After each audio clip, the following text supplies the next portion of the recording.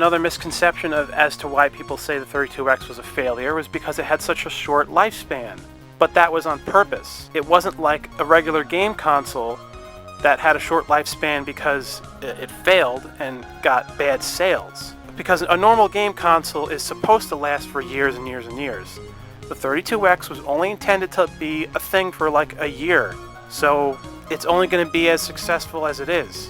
And since it sold a lot, that means it was successful. So if they did launch the Saturn in 1996, then, like I said, the games would have been easier to program for, the technology would have been a little better, Sonic Extreme would have been better, and there would have been more games on the Sega Saturn by third-party publishers, probably. And then the Saturn would have had a better battle against the PS1 and the N64. Then during the late 1990s, it could have been a three-people race instead of just the PS1 and the N64 fighting the most. The Saturn could have been on equal standing with the other two game consoles during the late 1990s. And then by the time the Sega Dreamcast launched, it would have been business as usual, and they wouldn't have lost so much money. The failure of Sega was launching the Saturn too early.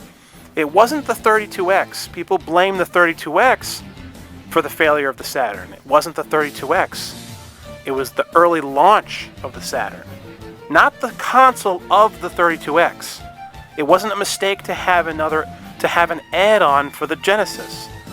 It was a mistake to have two, but if it was up to me, I would have just released the 32X. Plus, CD-based video gaming programming was in its infancy, and it was very, very, very awkward in the early programming years of CD video games. So because of this, that's why there was so many trash Sega CD titles and trash 3DO titles and trash CDI games.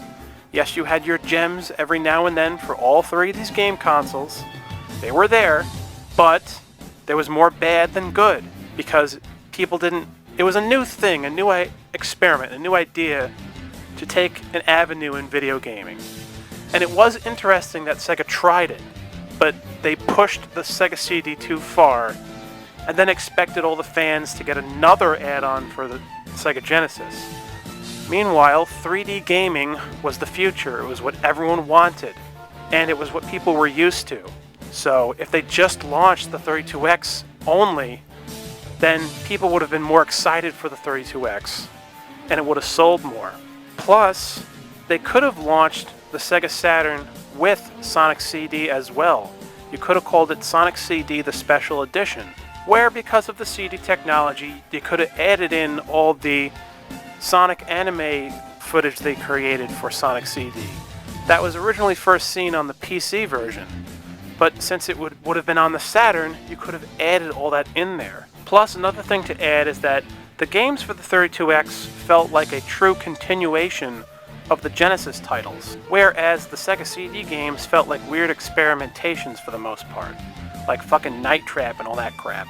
But the 32X felt like an expansion of the games that you typically found on the Sega Genesis. So it felt like more of a continuum, and the 32X felt like the early next step for Sega as the precursor to the Saturn.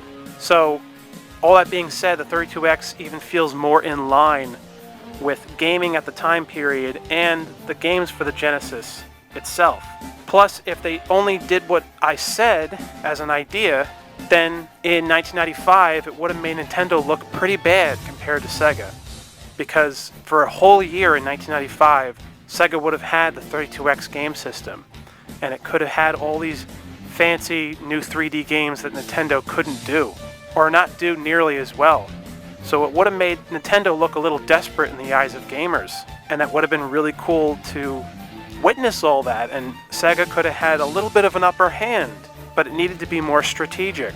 And then the battle could have continued and commenced further by launching the N64 when they did, and with the Sega Saturn. Then the battle would have continued even further, and it would have felt like Sonic vs. Mario all over again in the 3D era, where Sonic was still getting all this attention and all this care. Because I think what happened was Sega got burned out on making Sonic games, because when you think about it, for the first 4 years that the Sonic series was around, they had 1 million Sonic games. From 1991 to 1994, they had Sonic games on the Pico. They had like 12 Game Gear titles. They had like 7 Genesis titles. They had 1 million games for Sonic. So they were pretty wiped out. So by the time 1995 came around and then they were really rushing the Saturn out, they didn't have a Sonic title for gamers. And because they rushed the 32X, they only had one Sonic game on the 32X, which was Knuckles Chaotix. A great, underrated game, by the way. That was the problem with the Sonic series.